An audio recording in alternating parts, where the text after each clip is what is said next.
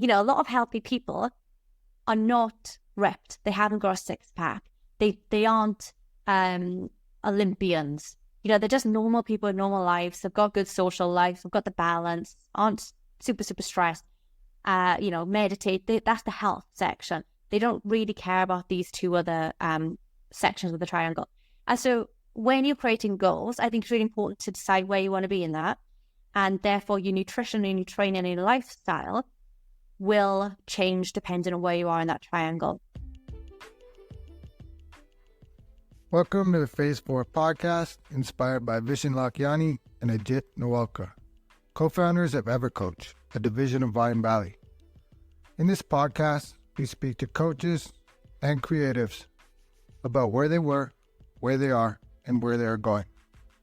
This is the intersection of what we focus on expands, and your story is your superpower.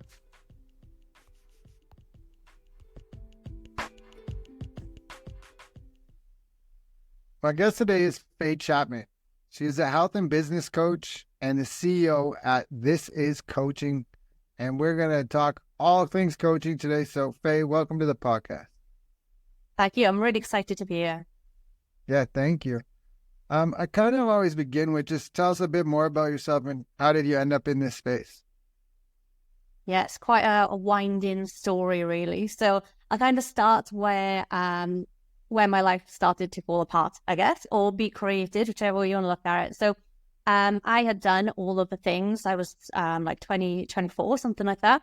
I was, I had the long-term relationship. I had the house. I'd done the university. I did my master's. I'm a teacher at this point as well. And I was like, what is going on? Like, this is life now. I've done all the things I should have done. But why am I still feeling like unfulfilled? Why am I feeling a little bit like, is this all? I actually started to get really worried about like, is there something wrong with me? Because I'm doing everything that I should be. So basically I burnt my whole life down. I ended my relationship. I quit my job. I started then to look after myself because I wasn't always into like sports or nutrition or anything. So I started to really focus on myself and go into the gym. Like I say, I've got a new job and I started to feel more and more empowered, partly because I was now lifting all these weights, but partly because I was doing something that wasn't norm for society. They're like, yeah, you should be doing this. And I'm like, actually, that doesn't really fit my mold, or I don't fit that mold, maybe. So then I started personal training like on the side because I got really obsessed with my own weight loss journey. I lost about 40 pounds across my journey. And I'm one of these people that get really obsessed with an idea, or if I'm interested in something, I'm really interested in it. So I went down the whole rabbit hole of nutrition. And then I went through my own eat less, move more kind of movement where I was eating, 800 calories a day because I thought that's what I need to do. I was doing a load of cardio. I was doing all the things that people were supposed to be doing. That's when I started then lifting weights and I was like, you know what, this is actually making me feel good. So I kind of lined those up, like what is wrong with what's going on in the world with weight loss and how am I feeling good now that I'm eating more and I'm not doing cardio, I'm doing all these other things. So carrying on my obsessive research on like what is going on. And then I dove into like hormones and those kinds of things. At the same time, I was doing this on the side. I was working in business development and marketing. So working a corporate job. And being one of these type A people, I was working the job. I was doing personal training. I was doing my master's at this time as well. And I was also doing like freelance business and marketing, like helping people do that as well. So eventually COVID happened. I decided, I got ill, not seriously ill, but I had long COVID for about 9 months, really fatigued, again, out of breath, just walking across the road, which is really unfortunate when you're a personal trainer to have your fitness just wiped from you. And my partner was really supportive as well. And I said to him, like, you know what, life is too short for me to go back to work, back in the office when everyone was going back. And I decided I was going to hand my notice in. I got really into manifestation as well, actually, when I was sick. I wrote my resignation letter about 9 months before I actually give it in, because I wanted to manifest this date and like everything is going to line up. I quit my job, started this business full-time, online coaching, and I've been traveling the world for 2 years now doing my business. That's pretty awesome.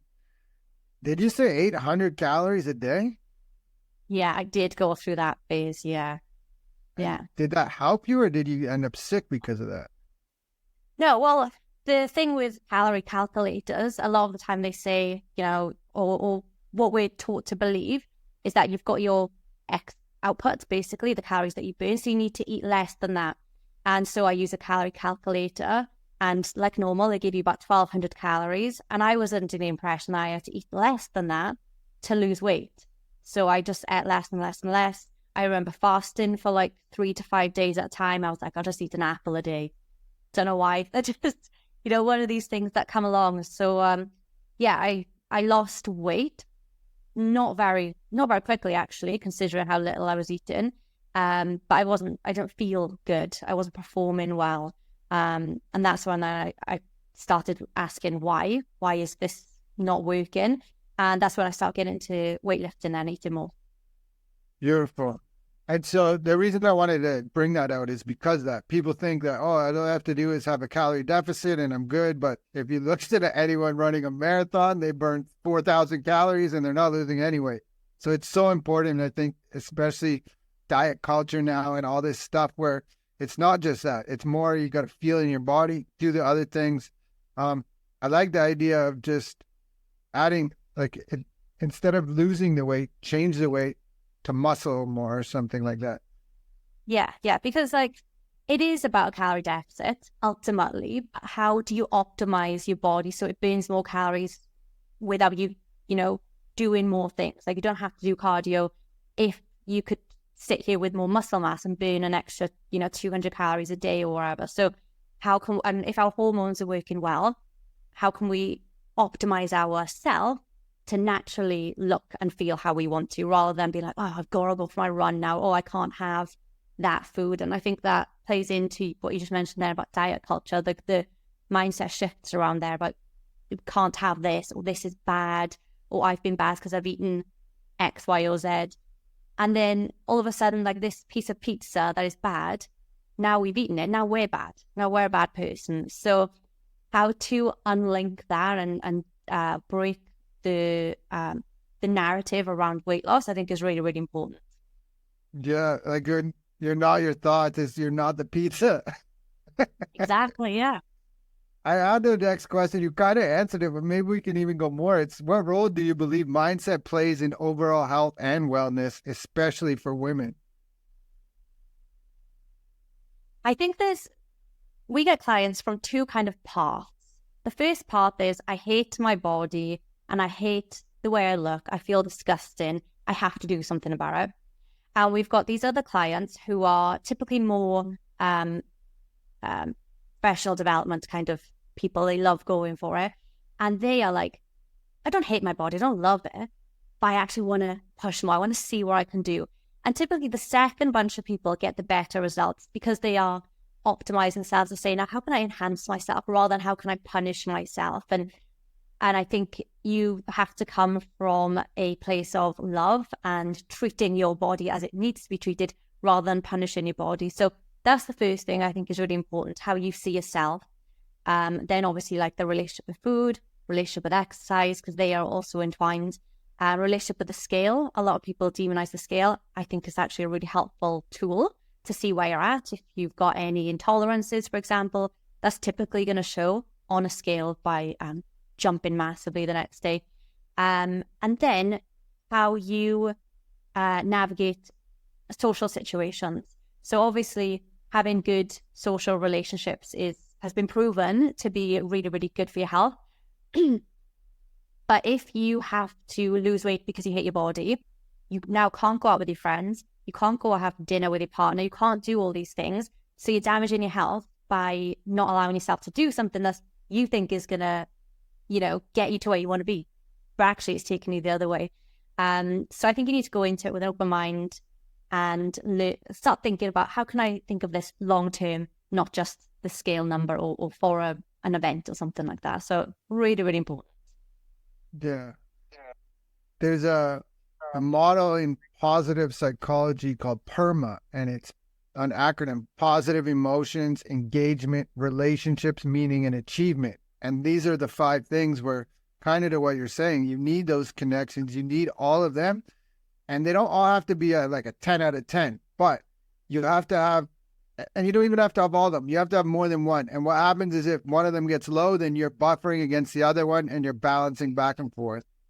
Yeah, it's a bit like the wheel of life. You know, the wheel of life, that's like your spirituality, your business. I always say to people on there, like, everyone wants 10 out of 10 for the whole thing. But really, there's going to be times in life where work is, really busy. You've got a big project coming up.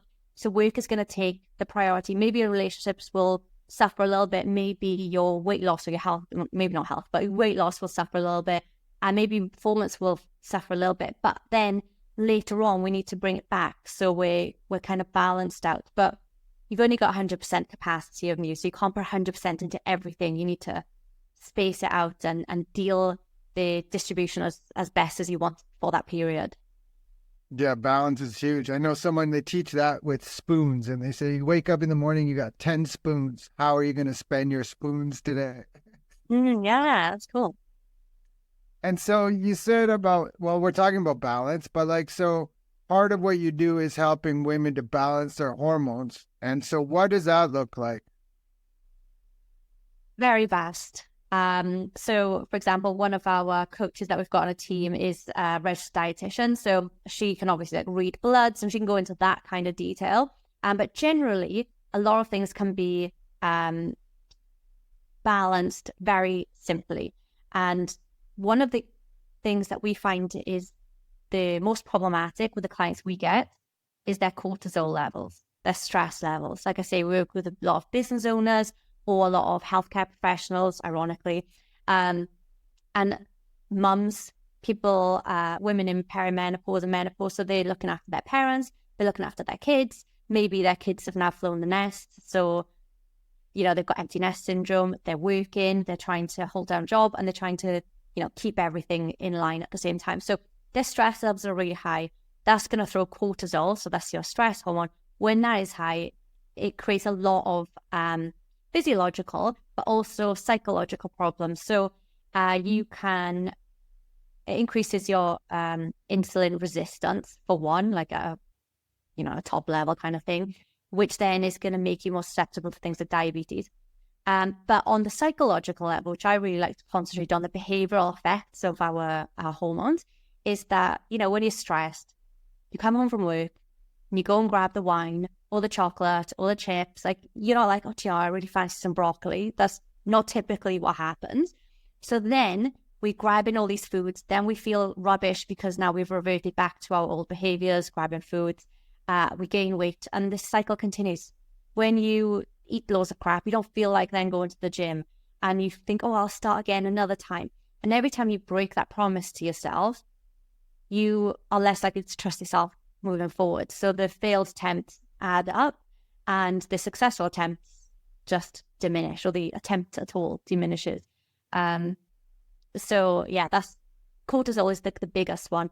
Obviously then in perimenopause and menopause, there's other things going on as well, like estrogen, progesterone, testosterone dropping, and even whatever the age, women for some reason don't know about their cycle. They don't know about how the hormones work. They don't know about a lot of this, the symptoms of menopause. They don't know if they're in menopause. They don't know how to fix it. HRT gets thrown around a lot. So hormone replacement therapy gets thrown around a lot by doctors or by healthcare professionals or by others saying, someone says on Facebook, I want to lose weight. And the other person says, just do hormone replacement therapy. It's like, we can change a lot of these hormones naturally and holistically before reverting to ingesting something or, like putting on a patch or having something put into our body. So hormones are intricate, but the key ones that we see of are the cortisol, leptin and ghrelin, which are your fullness and your hunger hormones. And that's caused by typically lack of sleep. So we really work on the lifestyle first to balance those hormones. Then we look into nutrition. And eventually exercise. People always think exercise is the first thing. It's actually one of the last things people need to be concentrating on. So I hope that answered that question. Oh, it sure does. I love it. I'm kind of wondering, how does sleep play into all of this? Oh my God, sleep is absolutely huge. So if you think about the behavioral effects, if you have a rubbish night's sleep, then what typically happens is that the next day you're starving, you are moody, you're tired, you're exhausted, you can't be bothered to cook, you can't bother to go to the gym. So if that's happening consistently, then, the behavioral effect is that you're going to be overeating and being underactive, essentially. But so your hormones are mostly triggered by your circadian rhythm, which is your body clock. And your body clock is mostly triggered by light and dark. So when we wake up, we see light. It starts off all the wake hormones, we say, and the digestive process. And then when we go to sleep or towards sleep, everything starts to shut down. And ultimately what we want is when we're asleep, everything to be off so we can fully recover. If we are doing things like looking at our phone before we go to bed, there's a couple of things. So typically it's either social media or work, emails, and both of those are going to throw cortisol up, which is not what we want before we go to sleep. And the other thing is it's a blue light. So, people say about blue light blocking glasses and the filter. I would just prefer people not be on their phone like for an hour before bed. Our body thinks that is daylight. We haven't evolved being able to have like a piece of light in our hand. So our body thinks now it's daytime. It starts triggering off the daytime responses of hormones, and then everything else is thrown off. So from that, your menstrual cycle could be thrown off. There's lots of different things that it could cause. Yeah. So serotonin, Sarah wakes you up. Melatonin, Mel puts you to sleep. Sarah wakes you up. Mel puts you to sleep. If you go to sleep 2 seconds after you turn your phone off, you might think you're sleeping, but your brain's still working, right? It's like almost the same with eating. If you eat right before you go to bed, well, I'm not eating, but really for another 2 or 3 hours, your body's trying to fix all that stuff. Yeah, exactly. So the digestive system uses a lot of energy. And obviously, if you're using energy, then you can't be asleep. Well, use a little bit, but typically if you're not fully recovering because your digestive system is still awake. So we like to get our clients to stop eating around 3 to 4 hours before they go to bed. They can have like a little snack, like some yogurt or something that's easy to digest. But typically we don't want them to have like a steak, 2 or 3 hours before they go to sleep. Yeah, perfect. And then, so your team, it sounds like you have a team like of just not you coaching. There's a bunch of different coaches that all come together, which is powerful because you can produce lots of results for more people and more direct. And so can you speak to that maybe a bit more? And again, tell us about your company. Yeah. So my partner and I own the company. This is how we it's our child, basically, is we brought it into this world. So he and I travel. I'm more of like the business-esque kind of section. I do some coaching as well, but as we're growing, that's kind of where my energy is being put. And he's more into the coaching, the program design, customer retention, results, all of those kinds of things. Then we've got one of our clients who she's been with us for about 9 months now, but she now is a mindset coach. So she's an assistant psychologist in her day job, and now she coaches mindset in the business as well. So she does talks on things like self-compassion, self-criticism, limiting beliefs, mindfulness, all of the things that we need psychologically to be successful across all areas of life, as well as some of the battles, the mental battles that we have. And then we've got our coach in America who is the RD, and she talks everything about gut health, registered dietitian, so lots about nutrition, but she's also a certified personal trainer as well. So when we are growing the team, we want people who prioritize holistic health over, just a number, essentially. If one of our clients come to us and said, I just want to lose 20 pounds, probably wouldn't take them on as a client, actually, because for us, their health is the priority. And if they are willing to do anything to lose that 20 pounds, that can be really dangerous. You know, like my partner, his other business or his other arm in this business, and he helps combat sports fighters like MMA or jiu-jitsu or Muay Thai, those kinds of people, athletes. He helps them make weight. So he can, he could implement these for our clients, but they're not necessary, weight, water cutting, water manipulation, they're not necessary. And they can be quite dangerous if you're not, under the right supervision, for example. But a lot of people are so desperate for results. Again, this first bunch of people that they'll do anything, like certain medication or maybe pills, and really they risk your health. And that's not the route that we want to go down personally. So growing the team, we're all about holistic health and making sure that all of our clients are on that same page as well. And in that, I will say that we speak about all of our clients as our team as well. We don't like to say that we are the priority or the, pedestal. We're not number one. Each of our clients, we all have like a personal relationship with them, and we're a team. There's no point in dragging someone or trying to drag someone through a weight loss program. They need to be on board. We need to work with them if they've got certain things going on in their life, like if they've got an interview or if they have got a holiday, like a vacation or something coming up. How can we help them implement small changes or the right changes to still get results? And sometimes results will mean not going overboard when they're on holiday or enjoying themselves, but not overindulging, and being proud of those. Rather than being like, I've got a calorie count when I'm on vacation. It's like, no, we need just to actually enjoy ourselves for a little bit. And the same with, clients that have got big projects maybe coming up or deadlines. If they've got a deadline coming up, we are not going to be making them go to the gym. We're not going to be cutting their calories. In fact, we're going to be bumping calories up to help with that stress response. So it's about them understanding what is working in their life, how their body responds, because, yours and mine will be different. Mine and one of our clients will be different. So how does your body respond to different things across life, and what success looks like in different chapters of your life as well? Yeah, I like that. The idea of someone just coming and being willing to do anything to lose 20 pounds, it's like ends goals, means goals. And but that they get the goal that they want there, and then they're still not happy, and their mental health is even worse. So how do you approach sensitive topics like body image, mental health? And I'm sure it has to be accounted for. Yeah, so body image is,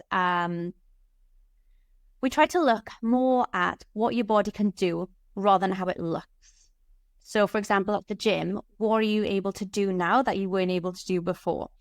Because body changes take a long time. You can't just get a six-pack like that, for example. But you can go up in weights at the gym. You can be pushing one extra rep at the gym. You can be, taking an extra walk a day. You can be embedding self-care time. So what can we do that we can be proud of versus how we actually look? And I think another thing that people don't look at is their progress pictures side by side. So a lot of times they go, I don't look any different after, 3 months. And you look at the pictures together and they're like, oh my, like I can't even, I know that that's me. Can't believe it. And then when it comes to mental health, this is a very topical subject across health and fitness at the minute. And what I will say is what we concentrate on is ideally not medication, but sometimes we need that to start the journey. But looking at small wins. So what did we do today? It could be go for a walk. It could be hitting your water. It could be reading a page of a book, wherever it's going to be, waking up on time, taking 5 minutes outside, wherever that small win is going to be, we need to add them up. We look at things like positive affirmations. We've even used Johari's window. I don't know if you know Johari's window. So basically you have got all these description words about you, or about anybody. You go in and say, I'm these 10, for example. Then you send it to everybody you know, or a few people, and it's anonymous. And then other people will send it back what they think you come across as.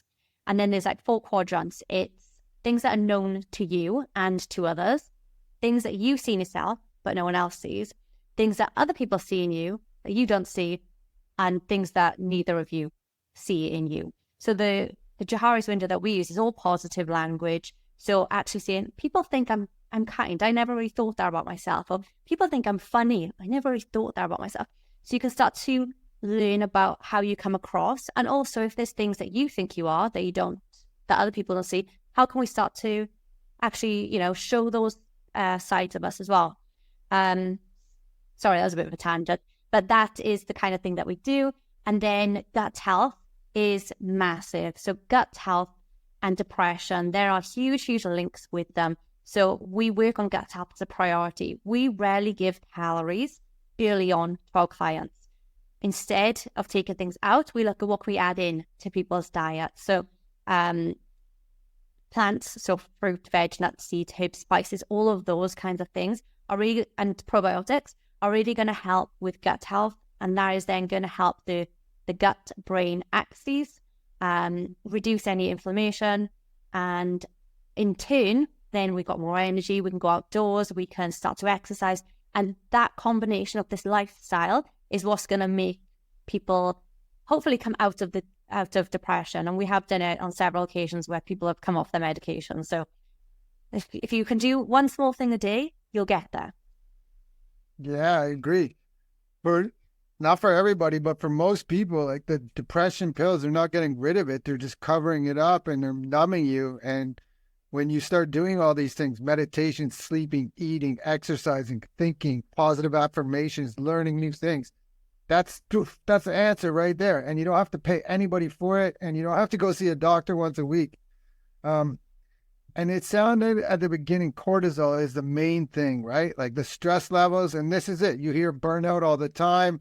We're seeing it now after COVID. People are like, I am not going back to that place for 40 hours a week. And because it's not just like they don't want to, they realize they can do more at home, but it's also the stress. They're like, I don't need that. My life's much better without this. And that's a mental health issue that should be getting solved. I heard a doctor say one time, if you can get the emotional, psychological, and physical, yeah. So body, mind, spirit. If you can get 2 out of those 3 to work, the other one will just kind of fall into place, and it seems to do. Yeah, it will do, of course, yeah. And I guess, how do you see the field of female health and mindset coaching evolving in the next 5 to 10 years? And with what you guys are doing, it sounds like leading edge in coaching. It's an interesting question. I hope that women feel empowered to make the changes that they want because they want those changes, not because that's what's expected of them or that's what their mums, grandparents, or whatever did. I hope that that's the direction it goes in, and people start to take more ownership and realize that actually they can make changes instead of being like, for example, oh, it's menopause and that's it, now it's the end of my life. Which is, it's just all about hot flashes and moodiness for the rest of my, 40 years or whatever it's going to be. So, which is really sad, isn't it? When you think a lot of women think that, and they've still got another 40 plus years of their life, probably, hopefully. And just to be like resigned to the fact that, well, this is it, it's over. Instead, what I'm hoping is people like, you know what, this is a new chapter in my life. I'm going to do what I want. I'm going to evaluate what I've done in the last 40 years of my life, see what I've liked about it, see what I'm not too keen about, and how I can create this life moving forward. And I believe that the underpinning foundation of that is going to be the health and weightlifting and having that confidence in yourself, which I think it comes from weightlifting personally, but it's all these small wins building up. So having ownership and education around what is actually going on in their body. Is the reason you say weightlifting, is that part, is it because like when you do it, you're producing H3H, you're growing muscle, you're moving your blood, you're literally like making energy that's good energy? Is that why? So it offsets a lot of health problems for women. It decreases risk of osteoporosis, for example. So your bones are going to get stronger from weightlifting. Your BMR, your basal metabolic rate, will increase because you're now holding muscle. As women, well, as everyone ages, but mostly women, as we age, we lose a lot of muscle. And then later down the line, our independence will be lost from that, because now maybe we can't, get up off the seat, or we can't go for a walk, or we can't drive, or we can't pick up our groceries, or, lift in the airplane, like lift your bag overhead, like these kinds of things. And then that takes away from your independence as you age.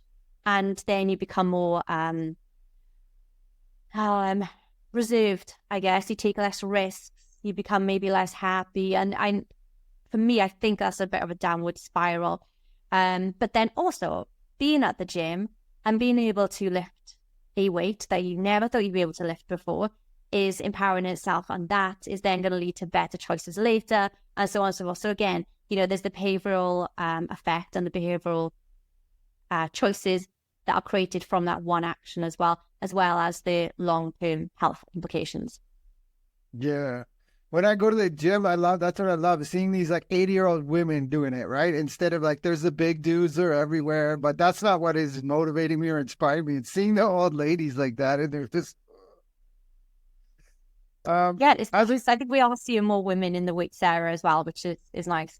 I think a lot of younger women, and I suppose middle-aged women as well, feel really intimidated by people at the gym, especially men. They always say, the men are looking and they judge me. Like, the men are normally looking at themselves or each other. Like, they're very rarely looking at anybody, any other girls at the gym. So it is nice that women are now going into they call them, my clients are like, we've been to the boys section, but they mean the free weight section, which is now hopefully turned into a gender neutral sport. That's funny. Yeah, I have a buddy who he won't go. He's like, hey, what if everyone will be looking? I'm like, no one's looking at you. Everyone's looking at themselves. Yeah. I think as we go ahead. I was just going to say that, like, most people at the gym have got some sort of confidence issue, which is why they're there. Not many people go for the health benefits. Yes, they are great as well. They're a nice addition. But I don't think many people get started at the gym because they want to be healthy. Most people have got like, I was never, strong growing up, or I never had muscles, or I'm overweight. So they've all got this self-conscious part where it started, I think anyway. That's definitely why I started. And then it grows into, going more often and getting this habit. And so I think if we all think about it that way, that everyone's thinking about themselves, and like you say, worried about what other people are thinking, no one's thinking about anyone else. They're all thinking about other people thinking of themselves. Wow. Yeah, that's good. I guess as we begin to wind down, if this episode resonates with you, please like, subscribe, share, but no hard sell, and reach out to Faye. You can hear what she's offering, what's going on, and it sounds really powerful. Empowering might be a better word. And she brings the whole thing to it, right? She's got all the different areas. And if you're looking to grow your health is wealth, right? So we're not talking about losing weight. We're talking about how do you feel in your body going forward, and to make it so that you live a longer, healthy life, right? We can all live to, like, let's say 80 or 90, but how are those last years happening? And in order to do it, you have to do all these things. I would like to know, Faye, you said something about water, and I kind of missed most of it, but like, was there a number hitting the water levels? So is that number the same for everyone? I remember hearing my whole 8 glasses a day. I'm like, not for me. But does it change, or how does that look like? Yeah, it changes generally based on a couple of things. So whether you're male or female, that is one. Or your body size, your body mass, your muscle mass. A lot of people in the fitness space or in the weightlifter space, whatever you want to call it, will take creatine. So then you typically need a little bit more water for that. That's just going to fill out your muscles a little bit. And then if you live in a hot country versus a cold country, if you're doing workouts where you're sweating loads versus not doing workouts where you're sweating loads, and then on top of that, then there's things like electrolytes. If you're sweating loads, drinking loads of water, then you're probably going to need some electrolytes to balance out your electrolytes in your body as well. So no, not everyone needs the same amount, but in the UK, 2 to 3 liters, which I think is like maybe 80 to 100 ounces perhaps, is normally a good number, I think. Yeah, I think half your body weight in ounces is one of them that I've heard, and that sounds about that same number. I think, so earlier you said a little bit about the MMA, the jiu-jitsu guys cutting weight, making weight, right? And so right away come up to mind, Conor McGregor, like somehow overnight, this guy changes like 22 pounds, right?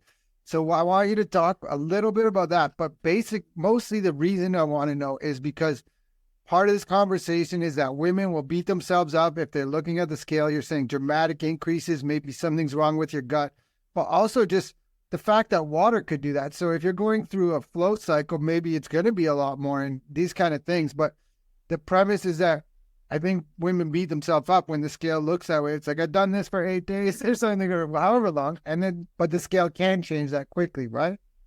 So actually, we recorded a podcast just on this for the water cutting, actually, for combat athletes. And so, yeah, if you eat carbs, for example, typically, if a coach or personal trainer or whatever you want to call them gives you a meal plan and they've got all these overnight successes, it's normally a low carb or no carb diet. And it's normally very little calories and lots of cardio. So having low carbs means that you're going to weigh less. This is because every gram of carbohydrate you have adds 3 grams of water. So the hydrate part of carbohydrate is the water. So it's going to be heavier, even if it's not going to be fat or gut content, it's going to be water. So by cutting your carbs, you're automatically going to be lighter, hopefully.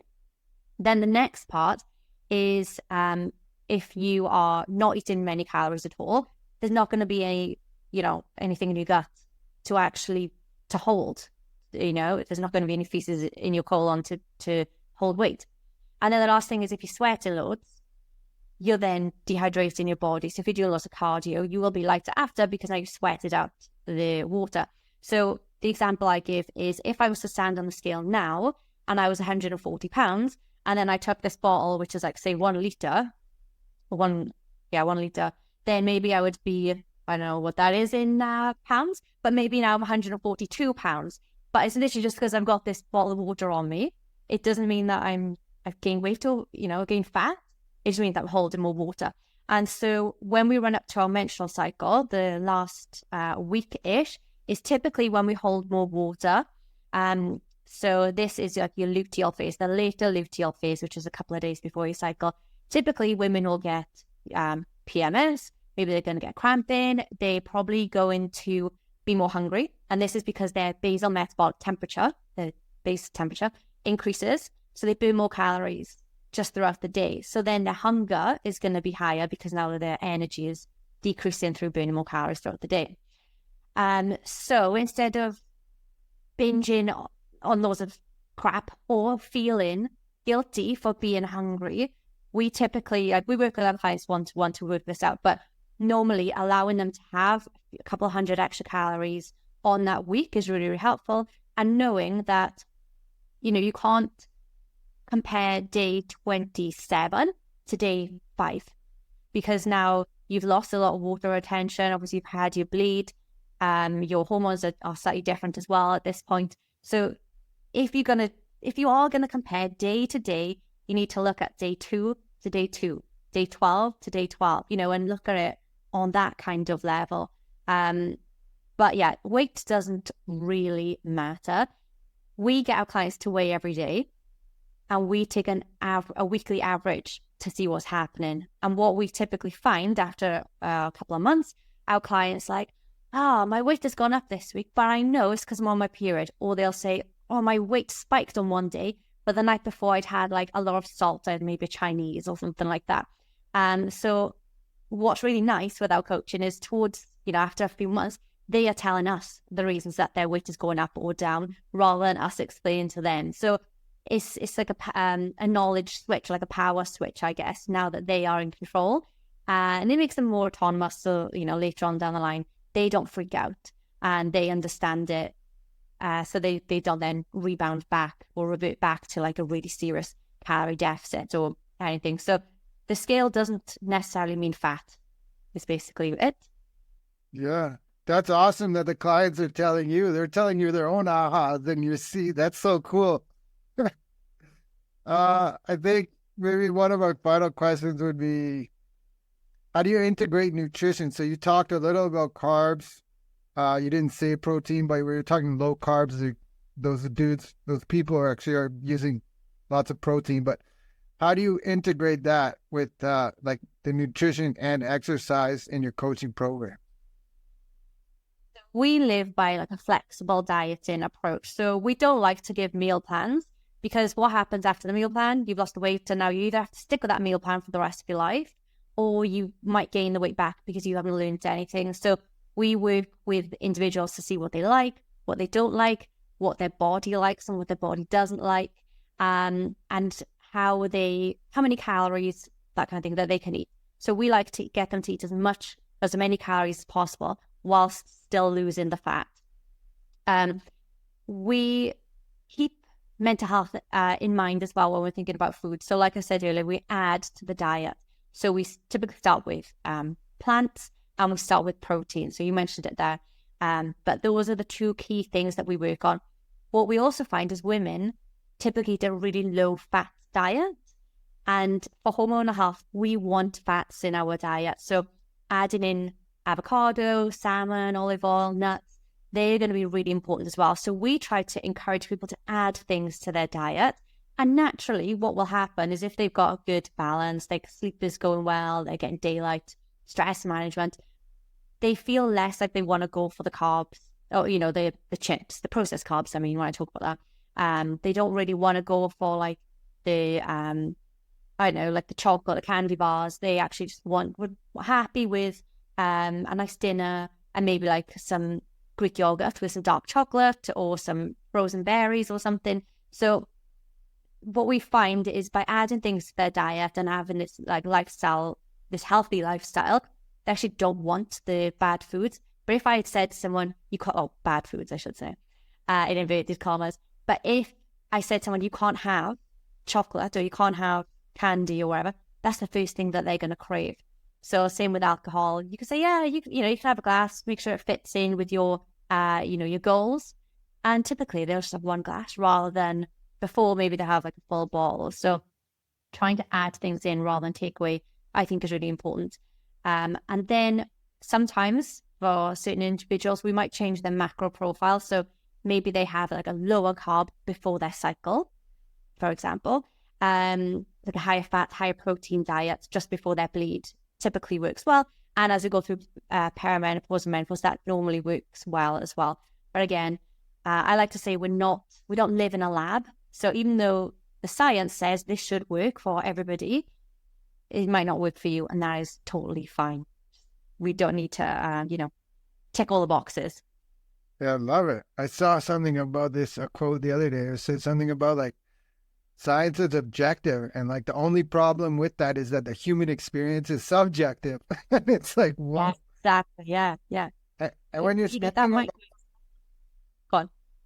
Well, just thinking fats, like I think it's important that we know, like, there's this limiting belief that's just been poured into us forever that fats are bad, and it's not. There's certain types are bad, but there's certain types that are really good, like brain butter, avocados, man. I'm telling you, I went up from 1 to like 2 avocados, and I can feel the difference. Like it feels, I don't know if it's just in my head, but it is in my head. Yeah. So hormonally is a key thing that we need, and I think it's kind of demonized because for every gram of carbohydrate, there's 4 calories. For every gram of protein, there's 4 calories. But for every gram of fat, there's 9. So you can eat double the amount of carbs or double the amount of protein for every, single amount of fat. So you eat less of it basically for the same amount of calories. So if you want to cut calories, you'd cut fat. That would be an easy way to do it. But like I said, we feel better having more fat. We literally need it to survive. We can survive without carbs. But if we don't have protein and we don't have fat in our diet, we will die. I don't think many people understand that. Right. What more part of the food fat adapted towards carb loading? Like I'm getting like my own personal wonder about what's your opinion to that, let's say for runners specifically. Yeah, so runners obviously depend on the distance. If you're just running, I mean, like if you are running like 3 to 5K, for example, you probably don't need like a ton of carbs. And then if you're running like marathons, for example, you're going to need the carbs for energy. But again, this is the way that we teach. So we will encourage people to eat certain types of carbs before their workouts. The same with the lift. If they go into the gym, they want to perform well, so they need to eat more carbs. Yes, you can become adapted, so you don't need it as much, but you probably won't perform as well. Like typically, again, textbooks will say. But I think it's important to try it yourself, try different things, not just for 2 days, for a month, maybe 2 months, to try it, see how you feel, see how you perform, and then make a change, review and evaluate. That's what we do all the time. We're constantly evaluating what's happening, making a change, reviewing it, evaluating it, making a change, and having that cycle. I think the other thing to think about in that case as well is I always think there's like a triangle of performance, aesthetics, and general health. So if you think about bikini competitors and bodybuilders, their aesthetics is how they look. That is everything. So on this like triangle, they are right in that corner of aesthetics. They don't really care about how they perform at the gym. They don't really care about how they, their health to an extent. They just care, their priority is aesthetics. Now, the same is with performance. So athletes like runners, like Mo Farah, for example, like he doesn't really care about how he looks. And yes, he does care about health, but ultimately his job is his performance. The same with the fighters that Cam works with as well. They have to prioritize their performance. So they don't care how they look. The health is like secondary, but that's the priority. And then obviously there's health, which is, a lot of healthy people are not ripped. They haven't got a six pack. They aren't Olympians. They're just normal people with normal lives. They've got good social lives. They've got the balance, aren't super, super stressed. Meditate. That's the health section. They don't really care about these two other sections of the triangle. And so when you're creating goals, I think it's really important to decide where you want to be in that. And therefore your nutrition and your training and your lifestyle will change depending on where you are in that triangle. And also you need to think about, second thing is, what are you willing to give up? So if you want to be a bikini competitor, how far are you willing to give up your family life, for example, the wheel of life again, come back to that, full circle. How much of your maybe extra time for work that you would put in overtime, how much are you willing to sacrifice that? How much are you willing to sacrifice family time to get to your goal? And if it isn't, 90% or wherever, you need to maybe reevaluate your goal. So I think it's important as well that we come around to that. So when it comes to nutrition, depends on your goal. I love it. The idea of like, how much are you willing to do? It's the same in business, right? Are you willing? You see people and they're like, oh, that guy's famous, or he made it, or he's got lots of money. And it's like, okay, but are you willing to do what that guy's willing to do? And maybe you're not, maybe you are. When you talk Mo Farah at the beginning, when I said like the marathons, they eat the calories and then it doesn't translate. That guy eats 5,000 calories a day when he's training, which is insane. I've heard as well that Grandmaster chess champions also burn like thousands and thousands and thousands of calories for a match. So they have to bulk. So they have to like eat, just as they were going to bulk to build muscle. They have to like reverse up because the brain, the cognition takes up a lot of energy. So they have to actually build those calories up as well. Wow. Also, have you ever read this book? Mark Hyman is a doctor. Eat Fat, Get Thin.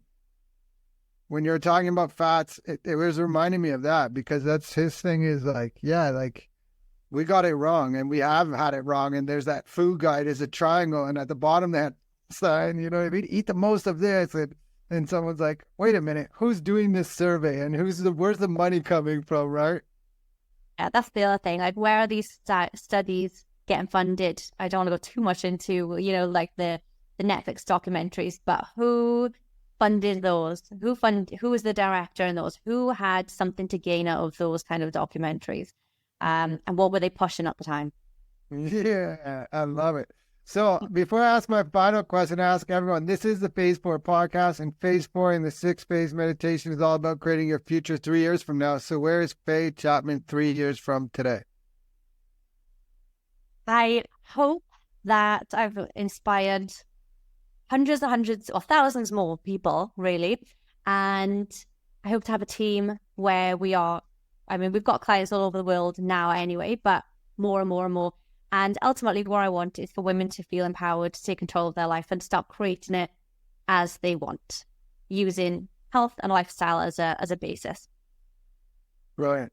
And my final question is, how can people reach you? They can head over to my personal Facebook page. It's Faye Nicola Chapman, so Faye Nicola with an extra L-A, Chapman, or on Instagram, I'm Faye Nicola Fitness. Awesome. We'll put those links in the show notes. And Faye, thank you for your time today. This was really awesome, and I really appreciate it. Fun. Yeah, thank you. Thanks for your time.